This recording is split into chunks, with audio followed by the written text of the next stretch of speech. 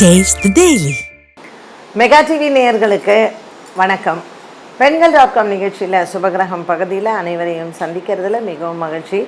இன்றைக்கி நம்ம எதை பற்றி பேச போகிறோம் அப்படின்னா ஒரு பொதுவான விஷயம்தான். இப்போது சமீப காலமாக நம்ம பார்க்கக்கூடிய இயற்கை சீற்றங்கள், நமக்கு வயநாட்டில் நடந்த நிலச்சரிவு, லேண்ட்ஸ்லைடாக இருக்கட்டும், இல்லைன்னா பயங்கர மழை. இப்போ மதுரையிலலாம் பார்த்திங்கன்னா, கன்னியாகுமரியில் பார்த்திங்கன்னா, நாகர்கோயிலில் திடீர்னு கடல் கொந்தளிப்பு, இந்த மாதிரியான சீற்றங்கள் நமக்கு திடீர்னு நடக்குது. யாருமே இதை ஏன் சொல்லலை அப்படின்னு கேட்பாங்க.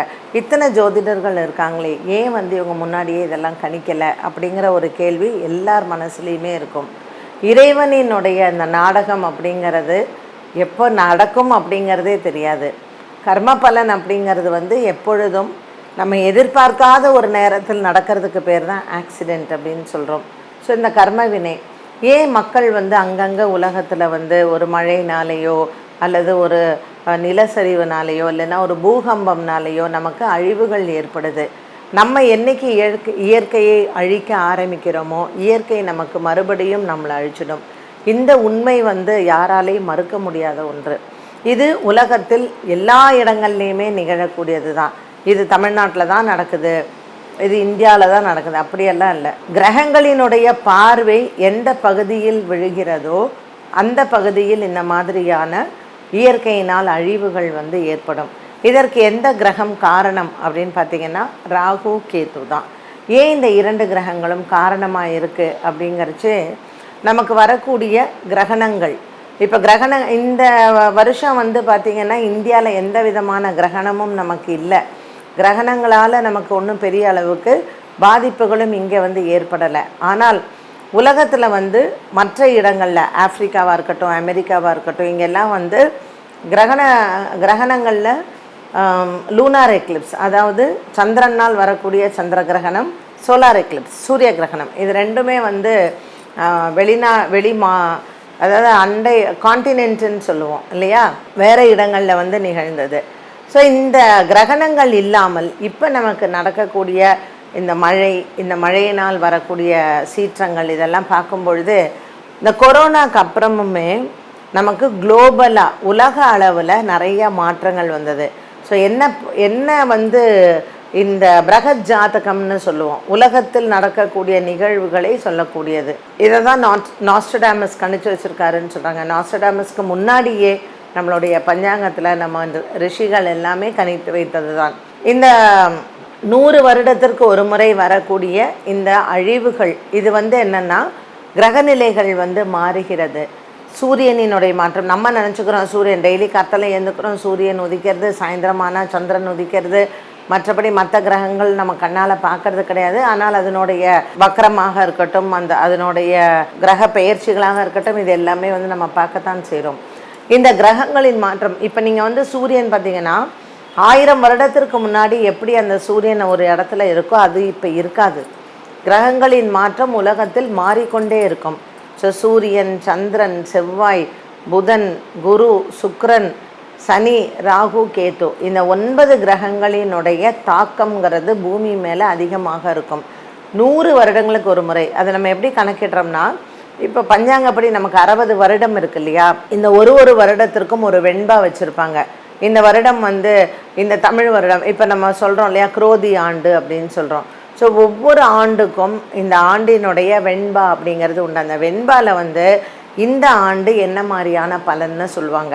அடுத்தது பார்த்திங்கன்னா மகர சங்கராந்தி பலன். தை மாதம் சூரியன் மகர ராசிக்குள்ளே போகும் பொழுது அந்த சூரியன் இருக்கக்கூடிய இடத்துலேருந்து எப்படி அதனுடைய தாக்கம் இருக்கும், மகர சங்கராந்தி பலன். ஸோ அது அந்த பொங்கல் எது மேலே வருது, சிங்கத்தின் மேலே வருதா, யானை மேலே வருதா, எருது மேலே வருதா, பன்னி மேலே வருதா, நாய் மேலே வருதா, இப்படி எந்த மிருகத்தின் மேல் அந்த மகர சங்கராந்தி பலன் வருது அப்படிங்கிறத பார்ப்பாங்க. அதற்கு தகுந்தாற் போல தான் பலன்களையும் நமக்கு சொல்லுவார்கள். இப்படி தான் பஞ்சாங்கத்தில் எழுதப்படும். அதே மாதிரி தான் சித்திரை மாதம் இந்த சூரியன் மேஷத்தில் போகும்பொழுது அந்த வருட பிறப்பினுடைய பலன். ஸோ ஒரு வருடத்தில் சூரியன் மேஷ ராசியில் சஞ்சாரம், கடக ராசியில் சஞ்சாரம், துலாம் ராசியில் சஞ்சாரம், மகர ராசியில் சஞ்சாரம். இந்த சஞ்சாரங்கள் ஒரு நாட்டினுடைய அந்த இயற்கை சீற்றங்களை பற்றி சொல்லக்கூடியது. அப்போது அந்த இயற்கை சீற்றங்கள் எல்லாம் அந்த வருடத்தில் வரக்கூடிய கிரகணங்கள், சூரியன் அது எந்த நேரத்தில் அந்த கிரகத்தை அந்த ராசிக்குள்ளே போகிறாரு அப்படிங்கிறத வைத்து அதனுடைய பலன், இது எல்லாம் தான் நமக்கு இந்த இயற்கை சீற்றங்களை சொல்லக்கூடியது. அதனால் இது எல்லாமே இயற்கையில் வரக்கூடிய ஒரு விஷயத்தை நமக்கு முன்னாடியே தெரிஞ்சுக்கிட்டு நம்ம பாதுகாப்பாக இருக்க முடியுமான்னா கண்டிப்பாக இல்லை. இயற்கையை வணங்குவது அப்படிங்கிறது தான் இயற்கை நமக்கு திரும்ப கொடுக்கக்கூடிய ஒரு பெரிய கிஃப்ட்டுன்னு நம்ம சொல்லலாம். நம்ம என்றைக்கு இயற்கையை அழிக்க ஆரம்பிக்கிறோமோ அதனுடைய சீற்றம் நமக்கு அதிகமாக இருக்கும். அதை தான் நம்ம சொல்கிறோம், பஞ்சபூதங்களையும் நம்ம வணங்கணும். பஞ்சபூதங்களும் நமக்கு நிலம், நெருப்பு, நீர், ஆகாயம், காற்று, இந்த 5 நாள் தானே நமக்கு அழிவே வருது இல்லையா? இந்த பஞ்சபூதங்களுக்கும் அதிபதியாக இருக்கக்கூடிய சூரிய பகவான். இப்போது நிலத்திற்கு யார் அதிபதி அப்படின்னு கேட்டிங்கன்னா செவ்வாய், அவரை பிருத்திவி அப்படின்னு சொல்கிறோம். காற்றுக்கு யார் அதிபதி அப்படின்னு கேட்டிங்கன்னா புத பகவான், வாயு பகவான், அவர் தான் புதன். அடுத்தது ஆகாயத்திற்கு யார் அதிபதி அப்படின்னு பார்த்தீங்கன்னா குரு பகவான் தான் அதிபதியாக இருக்கார். குரு பகவானும் சொல்லலாம், சனி பகவானையும் சொல்லலாம். ஸோ நிலம் பிருத்திவி, அவர் செவ்வாய். நிலம், நெருப்பு, நெருப்புக்கு அக்னிக்கு சூரிய பகவான், அவர் தான் அதிபதி.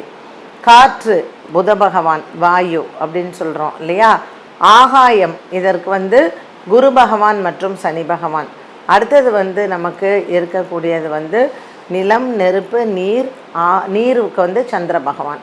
ஸோ இப்படி பஞ்சபூதத்தையும் இந்த 5 கிரகங்களும் செவ்வாய், சனி, புதன், சூரியன் மற்றும் சந்திரன், இந்த 5 கிரகங்களும் முக்கியமான காரணம் வகிக்கிறார்கள் இந்த பஞ்சபூதத்திற்கு. இந்த 5 கிரகங்களும் எப்போ ராகுவோட சேர்றாங்க, கேத்துவோட சேர்றாங்க, எந்த ராசியில் இருக்காங்க, சூரியன் எப்போ மாறுறாரு, இது எல்லாத்தையும் வைத்து தான் இயற்கை சீற்றங்கள் நடத்தப்படுகிறது. அதனால் இயற்கையில் வரக்கூடிய விஷயங்களுக்கு பஞ்சபூதங்களுக்கும் அதிபதியாக இருக்கக்கூடிய பரமேஸ்வரன் சிவபெருமானை நம்ம தினமும் காலையில் எழுந்தவுடன், அவருக்கு எப்போவுமே என்ன பண்ணுறோம், அவர் ஜலப்பிரியர், அதனால் அவருக்கு கங்கா ஜலத்தை விட்டு தான் அபிஷேகமே பண்ணுறோம். ஸோ ஒரு கங்கா ஜலத்தை நம்ம சிவபெருமானுக்கு அபிஷேகம் பண்ணும் பொழுது எந்த விதமான இயற்கை சீற்றங்கள் வந்தாலும் நமக்கு உயிர் இழப்போ அல்லது பாதிப்புகளோ இருக்கக்கூடாதுன்னு இந்த அண்ட சராசரத்தையும் ஆளக்கூடிய பரமேஸ்வரனையும் பார்வதி தேவியும் அனுதினமும் நம்ம வணங்குறதில்ல நமக்கு என்ன மாதிரியான ஒரு பெனிஃபிட் கிடைக்கும்னா, பெருசாக வர்றது கூட ஒரு சின்னதாக போயிடும். அதனால தான் ஆன்மீக பெரியவர்கள் எல்லாருமே என்ன சொல்லுவாங்கன்னா, ஆன்மீகத்தில் இருக்கிறவங்க, தலைவர்கள், சொற்பொழிவாற்றுறவங்க எல்லாருமே தினமும் காலையில் எழுந்திரிச்சு இந்த உலகம் நல்லா இருக்கணும் அப்படிங்கிறத நம்ம வணக்கத்தை வைக்கணும். நம்மளுடைய மக்கள் எங்கெங்கெல்லாமோ இருக்காங்க, நம்ம சொந்தக்காரங்க, ஃப்ரெண்ட்ஸு, ஸோ அவங்களும் நல்லா இருக்கணும். இந்த அண்ட சராசரத்தையும் ஆளக்கூடிய இறைவன் அதற்கு படியளக்கணும் அப்படிங்கிறத நாம் வேண்டிக்கிட்டு ஒவ்வொரு நாளும் இதை மனசில் கருதி நம்ம இறைவனை வழிபாடு செய்யலாம். என்ன நேயர்களே, இன்றைய பெண்கள்.com நிகழ்ச்சி அனைவருக்கும் பயனுள்ளதாக அமைந்திருக்கும். மீண்டும் சந்திக்கும் வரை நன்றி, வணக்கம்.